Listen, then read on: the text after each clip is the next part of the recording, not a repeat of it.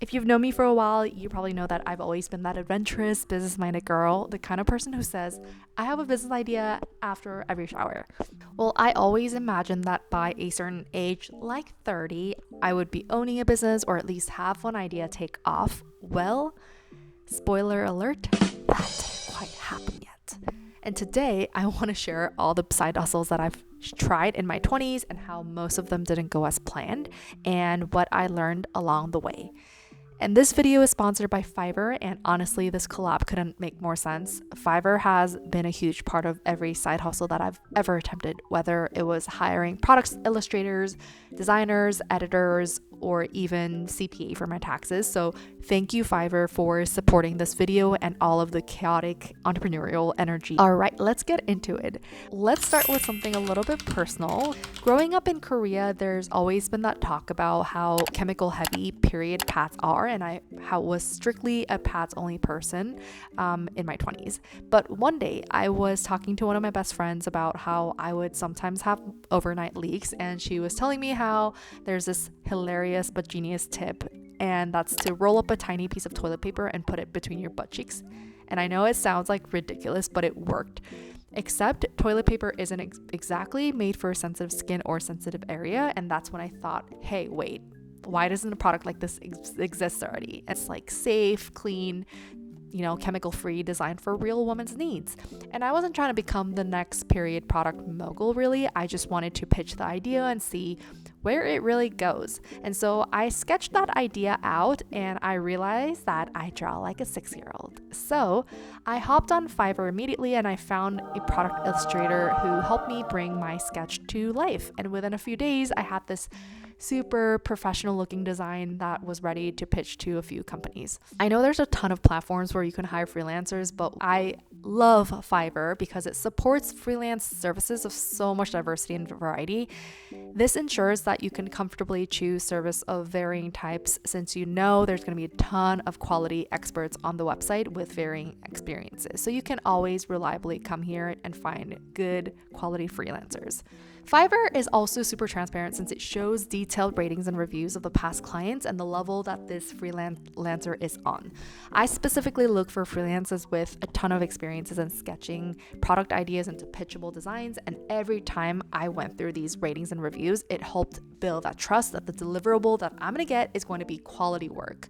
The process is actually super easy. I verbally explained what product I'm envisioning and kind of that sketch, that 6-year-old sketch, and I sent it over to the freelancer. They put it into a design file in PNG format, and there's that back and forth. If what I was explaining verbally isn't clear enough to them, there's that back and forth. Within the promised 4 days, I received exactly what I was looking for, which was to turn my idea into a product design file I can use to then pitch to companies. Well, did I get rich from it? No, I got a polite rejection email a few weeks later, but even now, 8 years later, I still think that the idea had potential. Now, we have even better things like menstrual discs and cups, which I love. But was it a failure back then? I mean, maybe, but honestly, it was a personal win for me because I gave it a try and got up with no regrets and nothing lost. My Amazon FBA era.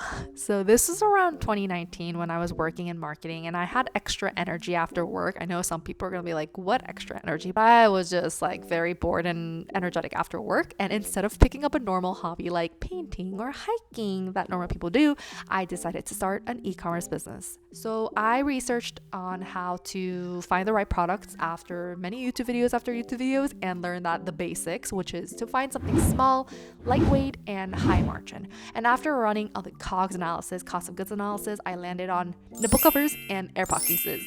2 extremely random products, I know. And for those who are not familiar with Amazon FBA, the whole idea is you purchase products that already exist in large bulk, like 500 units, 10,000 units, whatever, and then sell it to individual people for a good profit. Well, that's the idea of buying wholesale, like purchasing wholesale and then selling it off to individuals for a profit. But what's special about Amazon FBA, which I think appeals to a lot of individuals and a lot of side hustlers like myself, you don't have to work on the product operations side. So like once you have found your factory, have found your product, then you buy in a bulk, like 10,000 units, send it over to the Amazon warehouse, and they'll take care of all of the packaging, returns, customer service, everything. You'll hand it off to them once you have gotten your shipment over to directly to Amazon. Amazon will ship it out to customers. And how it works is I order samples from factories in China using Alibaba. I created product listings, I ran ads, and on the paper, it looked great. Okay, you guys, it was great and so promising. I could buy these products for $1.20 and sell it off for $9.99 on Amazon. And then came Amazon's fees, storage costs, and advertising spend. It adds up so fast. I ended up at a small income, and some incidents where Amazon will reach out and say, hey, we have a ton of returns that we have nothing to do with, so do you want to take it or do you want to pay us fees to dispose them? So I'm like, what do I do? Yeah, I don't want those back. What do I do with them? It's going to be used. It's going to be returned. Like, they're not going to be sellable anyway. So I asked them to get rid of it, and I paid costs for it. So like, just know that it's all coming out of your pocket, not Amazon's pocket when you do these returns. So, but I mean, at the end of the day, I didn't lose a penny. Like, I made some income from it, and I learned so much about supply chain, marketing funnels, and how competitive really e-commerce is. And there is no overnight success or quick wins and fast money. You really have to grind. You have to test products out. You have to learn how to manage inventory. You have to hire folks, and you have to eat up all the costs, and you have to come up with your investment and be okay with not making any money from it. And that project was my first taste of entrepreneurship and my first lesson in how much grit and patience it takes to build something that lasts. And my goal there really wasn't to become the next millionaire. I felt like I wasn't passionate about Amazon FBA to continue spending time and investment into it. So after I sold my first few pallets of items, I said it's time to move on. And after that, I moved on to something that I was actually passionate about, which was dogs. So back then I had just rescued my first dog, my tiny Chihuahua, who's sleeping right across from me from a shelter, and became obsessed with pet products. I was like buying pet products. I was just obsessed with it. I was looking at it all the time. And I wanted to build something that actually improves the lives of dogs and their owners. And so I started my own pet brand. And this time it was kind of legit because I filed an LLC. I built a website. I designed logos, the products. I designed the packaging, everything. I hired designers on Fiverr to help with branding, marketing materials. I found factories through Alibaba. I tested samples, and then I ended up with a product that I could manufacture for about $27 and sell it for $60 or more. And on paper, it sounded just so perfect. But then came the real work of customer service, returns and exchanges, logistics, social media, SEO. And it was a lot because running it while working my 9-to-5 was just honestly like so much. And eventually I had to let it go because I just couldn't handle it anymore. But I don't regret one bit, again, because I learned the real world business operations, and I got to work with good freelancers who made it possible. And as my tax filing was no longer just a simple W-2 forms, I also started having self-employment taxes to pay, and it really got complicated because 2020 was also when I actively started investing in stocks, and I knew I needed help filing my taxes correctly and legally, but at the same time, I wanted to also know my rights and laws as well, and that's when I hired my first CPA outside of TurboTax. Nice is, I still work with them to this date for the past 4 to 5 years, and I'm so glad that Fiverr really helped me establish a long-term relationship with my CPA. You're really trustworthy in the process of paying them as well. So I really highly recommend, if you have any side hustles at all, you look into CPA so that you can pay your taxes legally and correctly, but also efficiently. And back now, none of these side hustles turned into $1 million success story. But I don't see them as failures, partially because I haven't actually lost money from it. Go by the rule of start small, then test and scale over time. Because I have family, I have my dogs, we have mortgage to pay. Like, I'm not going to be risking my entire family's financials for my business. That's just who I am. Some people might hear my story and call me a compulsive quitter, but I personally think that successful people know how and when to move on quickly without lingering when you know that's not going to be your future. There's a book called The Dip by Seth Godin. I personally didn't read it, but I watched a video by My Name is Dea, and it quotes the author who says, winners quit all the time, they just quit the right stuff at the right time. And I still think that all these businesses had potential and still have potential.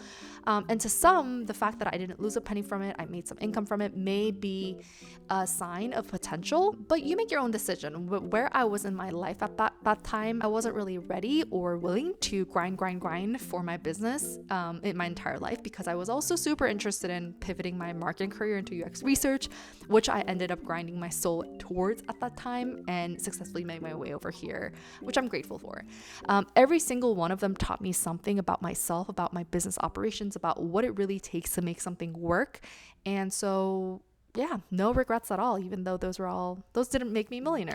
Right now, I do still have my side hustles that are small but ongoing. Aside from my full-time UX research career, I have this YouTube channel going, which is very small, but I'm getting some income from it through AdSense. And this types of content sponsorship also helps me going as well. I have a freelance gig for marketing consulting work that I've been doing and continuing on the side for the past 5 years. I also got my real estate license to first and foremost represent myself for my first home purchase, which helped me save tens of thousands of dollars, but also see where that career can take me as well. The biggest lesson of it all, you really just have to start. Someone quoted, "It takes less time and energy to just do it than to not do it." And I feel like I resonated 100%. If it's on your mind and you're constantly thinking about it, I promise you it'll make your life easier and happier just to get it started. Mind you, start small. Don't invest your entire savings account into it, but beta test it out and see how it goes, then scale, rather than let it just stuck in your head because you're scared of failing.